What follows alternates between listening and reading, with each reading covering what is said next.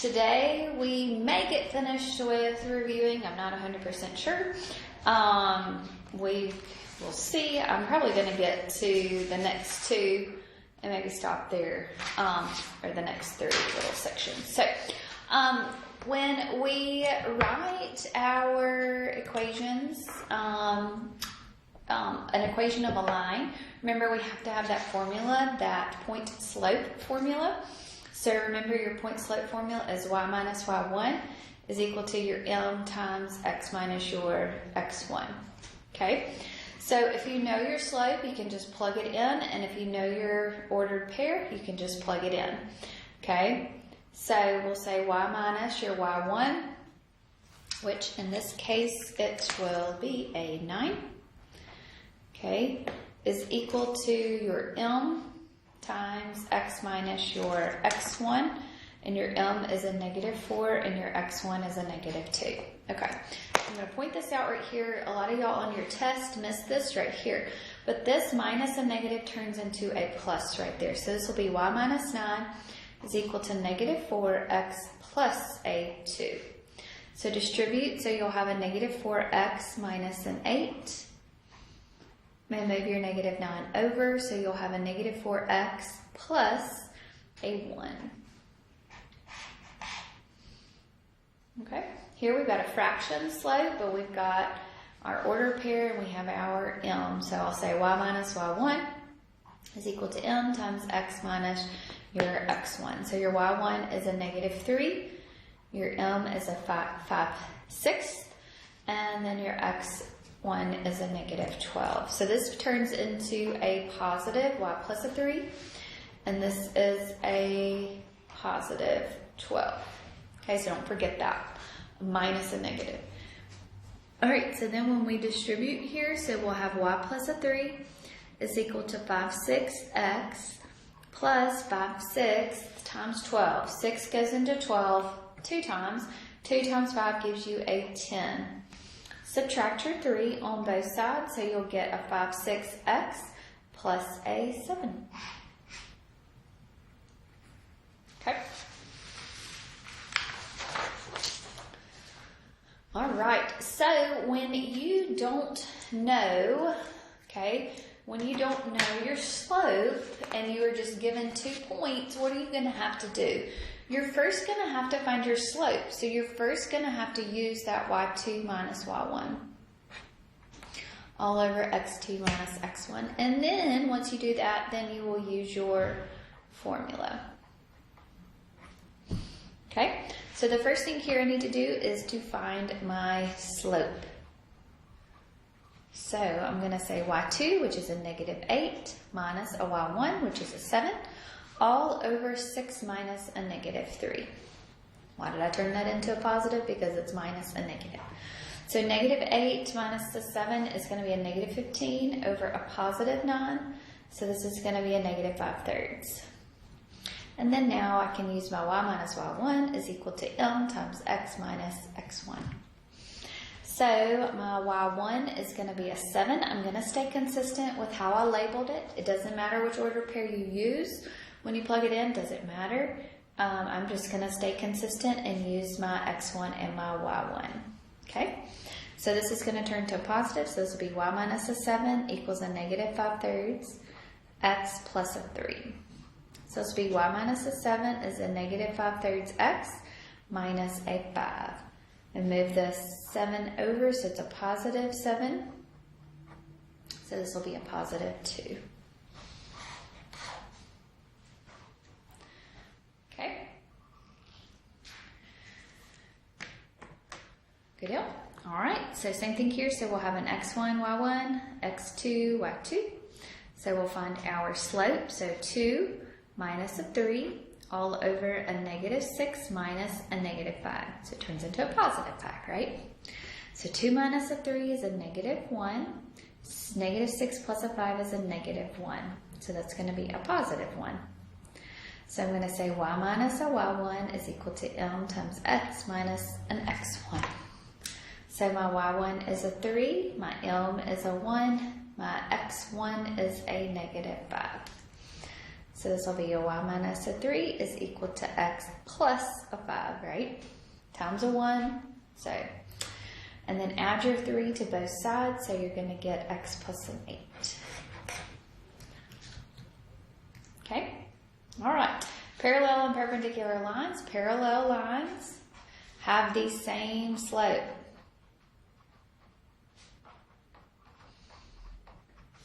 Perpendicular lines have the negative reciprocal.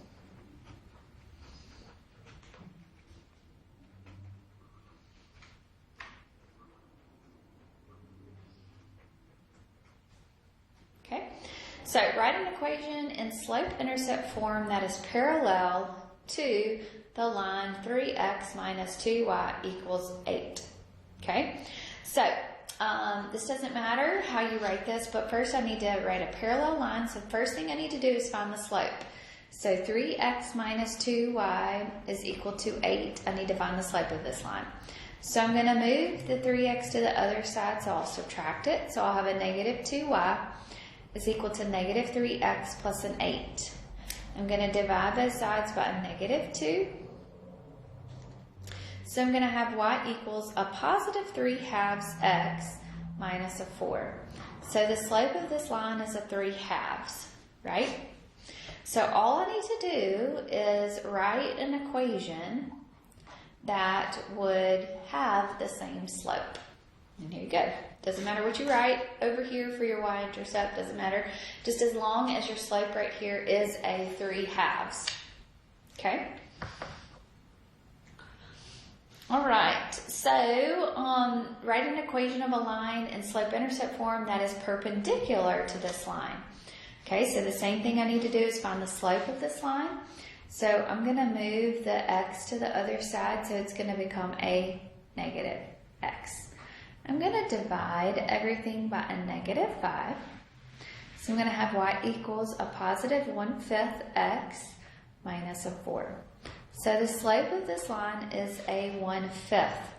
Perpendicular means what? The negative version and the reciprocal of 1/5. So 1/5 means it's going to become 5/1, which is just a negative 5. So now we can say a formula would be what? Negative 5x minus a 10. Okay. Any type of y-intercept you want, doesn't matter.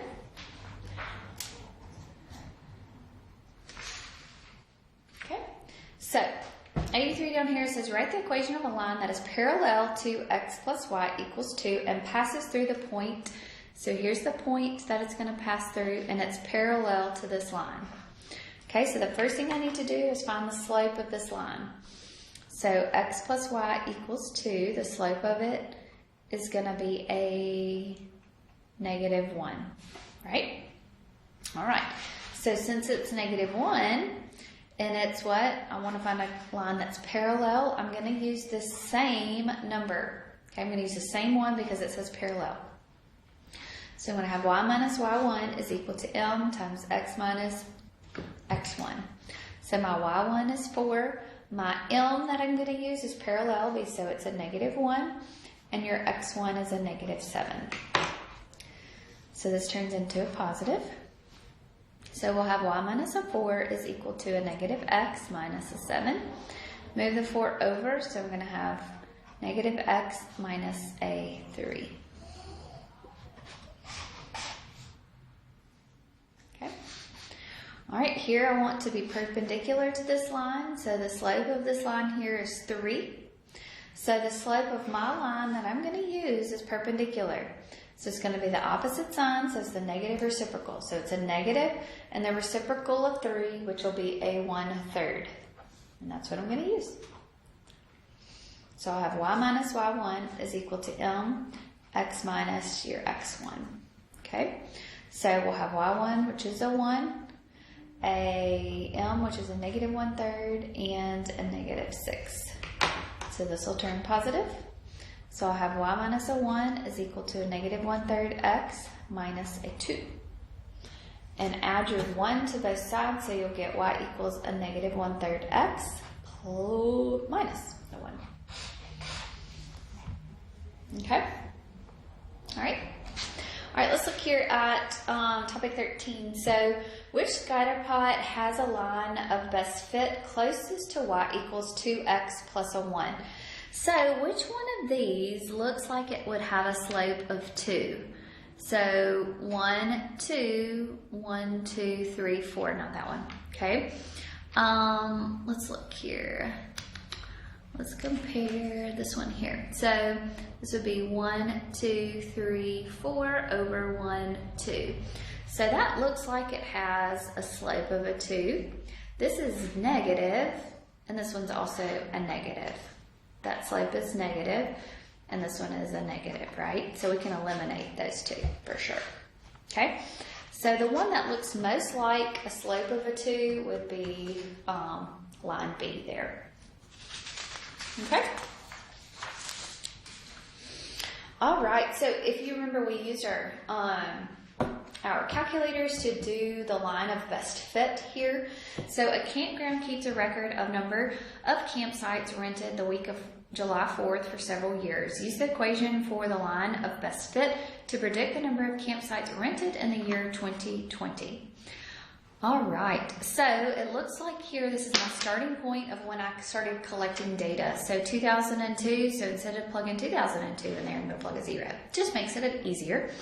So 2003, then that increases by 1, 2, 3, 4, 5, 6, 7, and an 8. Just makes my math a little bit easier.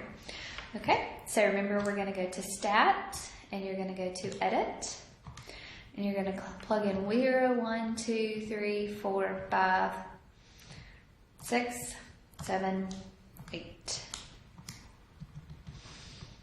All right, so the campsites, we would then plug 34. Oopsie, what am I doing?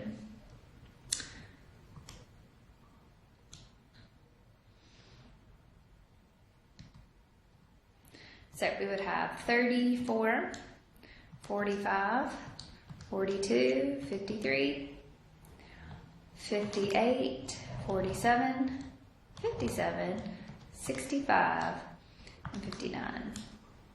Okay, go back to Stat, go to Calculate, and go down to Linear Regression. List 1, list 2, enter. Keep entering. So your formula is going to be 3.0666, so we can round that to 3.07x plus 38.8. And if you wanted to have it, 0.84. All right, so now I want to find the year 2020. So how many years past 2002 is year 2020? So 2020 minus 2002, so that would be an x value of an 18 years. Okay, so year 18 is what I'm going to plug in here. So it'll be 3.07 times 18 plus 38.84. Okay, so what do I get there? 3.07 times 18 plus 38.84. So that's 94.1. So that's roughly 94 campsites. Okay? All right. So direct and indirect or inverse variation was the last thing that we did. So remember, direct variation has the form of kx. Inverse variation has the form of your constant over x. The graph of a direct variation is a straight line, and inverse is a hyperbola. Okay, so relationship between ordered pairs for the direct, it always has a ratio, a constant ratio of y over x. The relationship of ordered pairs of an inverse has a constant product of x times y. Okay? All right, so let's look here and find what the variation might be. So 4 times negative 4 is a negative 16, and then I can see over here that's also a negative 16. Okay, 2 times negative 8 is a negative 16, and negative 2.5, let's check that one out. Negative 2.5 5 times a 6.4 is a negative 16, and 8 times a negative 2 is also a negative 16. So this is going to have an inverse with a constant of negative 16. So since it's inverse, it's going to be negative 16 over x. Okay. Here, if I was to multiply these two, 15 times 5, so that would give me what, a 75? Okay, positive 75, 3 times 1 does not give me a 75. Okay, so now let's see if it's a ratio of y to x, so that would be a negative 5 over a negative 15, so that would be a 1/3. This one would be a negative 1 over negative 3, which would also be a 1/3. 0, 0, okay. 2 over 6 is a 1/3, and then 8 over 24 is also a 1/3. So this is a direct, and the constant of variation is a positive 1/3, and the formula would be 1/3 times x. Okay? All right, if x and y vary directly, so that means it would be the ratio here. Find x, find the missing x here. So this would be 12 over x is equal to 60 over 35. So the constant would be the same. So 12 times 35 would give me a 420. 60 times x would be a 60x. Okay, divide both sides by 60. So x would be equal to a 7. Okay. If x and y vary inversely, so that means that the constant of variation is x times y. So that means that's what I'm going to do here. So negative 18 times 4 is equal to 5 times a y. So negative 18 times 4 is a negative 72. And then I would divide both sides by 5. So that is a what? A negative 14.4. Okay. All right, the number of miles driven varies directly with the number of gallons of gas used. Okay. Okay, so gallons of gas is my x. And my y is going to be the miles.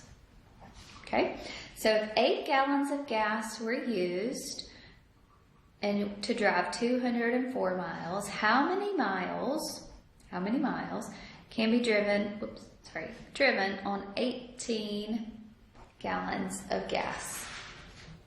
Okay, so we'll say 204 over 8 is equal to y over an 18. So 204 times 8 is a 1632. And then 8 times y is an 8y. Divide both sides by 8, so y is going to be equal to a 459. Okay, remember whatever comes after this is your x value. Okay, so the number of workers varies inversely to the number of hours it takes to paint a house. So x is the number of hours, and y are the workers. If it takes 4 workers 21 hours to paint a house, so 21 hours with 4 workers, how many hours, your x, right, will it take 12 workers? Okay, so 21 times 4 is equal to x times 12. So 21 times 4 is an 84. And divide both sides by 12. So it will take 7 hours. Okay. All right. So there we go. We actually are finished.